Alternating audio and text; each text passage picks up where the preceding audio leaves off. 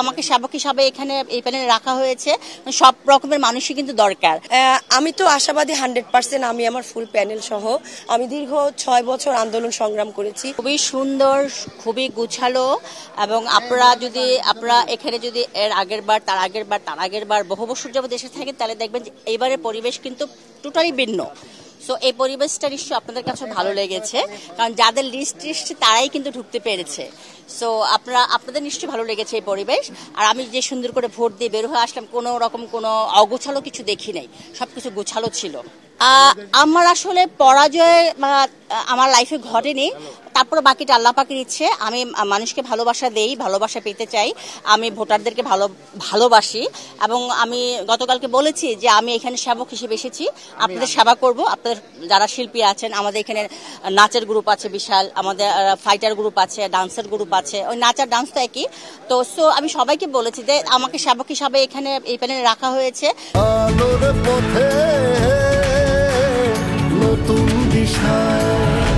সব রকমের মানুষই কিন্তু দরকার। সো আমি আপনাদের সেবা করব। অলরেডি অনেকে আমার কাছে অনেক কিছু প্রস্তাব রেখেছেন। আমি বলছি আমাদের জয়যাত্রা ফাউন্ডেশন সারা বাংলাদেশ ব্যাপী যেহেতু কাজ করে, এইখানেও এই বাংলাদেশ চলচ্চিত্র শিল্পী সমিতি তো কাজটা করবে। আসলে এটা হচ্ছে সবার জন্য, এখানে অনেক বড় বড় শিল্পী আছেন, আর সবার সেফটির জন্য এটা করা হচ্ছে। আপনারা তো ঢুকতে পেরেছেন, যারা এই যে সংবাদ সংগ্রহ করতেছেন, এই যে আমি কথা বলছি, এই যে আমরা ভোট দিয়ে বেরোবো, আমাদের কাছ থেকে ইন্টারভিউ নেবেন, মানে আপনাদের তো সেই সুযোগটা দেওয়া হচ্ছে, বাধাটা দেওয়া হচ্ছে, কারণ অনেক সময় অনেক রকমের ইনসিডেন্ট হয়, এই জন্য বাধাটা দেওয়া হচ্ছে। ভাইয়ারা, আপনারা মিডিয়ার লোক, আপনারা সাংবাদিক মানুষ, আপনারা কিছু মনে করবেন না, আমাদের ভোটটা সুস্থ মতো হতে দেন এবং রেজাল্টটা পর্যন্ত অপেক্ষা করুন। অবশ্যই ভালো কিছু হবে ইনশাল্লাহ। খুবই সুন্দর একটা পরিবেশ দেখছি এবার, খুবই ভালো লাগছে যে আমাদের এফডিসির ভিতরে এবং বাইরে খুব সুন্দর একটা পরিবেশ, যা আশা করেছিলাম ঠিক তেমনটাই।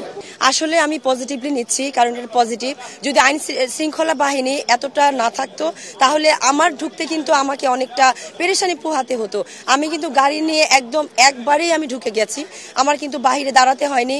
আমার কিন্তু দর্শকের একটা যে ভিড়ের মধ্যে আটকে থাকা, আমার কিন্তু সেগুলো কোনো ফেস হতে হয়নি। আমি খুব সুন্দরভাবে, সুস্থভাবে আমি একবারে এফডিসি ঢুকে গেছি। আমি তো আশাবাদী 100%। আমি আমার ফুল প্যানেল সহ। আর আমি দীর্ঘ 6 বছর, করোনার আগে থেকে আপনারাই জানেন, নতুন করে বলার কিছু নেই, আমি দীর্ঘ 6 বছর আন্দোলন সংগ্রাম করেছি।